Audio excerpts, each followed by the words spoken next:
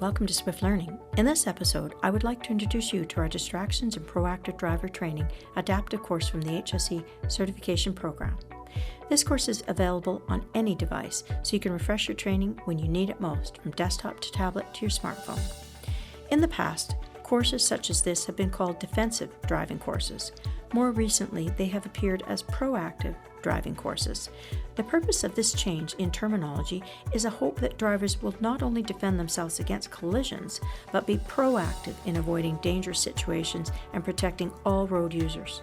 This course has been designed to help you meet all regulatory and government requirements, including the Alberta Occupational Health and Safety Code. Upon completion of this course, you will be able to identify the items on a vehicle that should be inspected before it is driven, list the most common driver distractions, describe how to avoid becoming distracted while driving, identify the causes and effects of fatigue, describe methods in which you become a proactive driver, list some items that should be included in emergency kit, explain how to check and regulate the fluid levels in a vehicle, explain why it is important to keep your emotions in check while driving, explain why using a cell phone while driving is dangerous, define impaired driving and describe the penalties for being charged with impaired driving, and list the most important points of interacting with other road users. You will need approximately 1 hour to complete this course.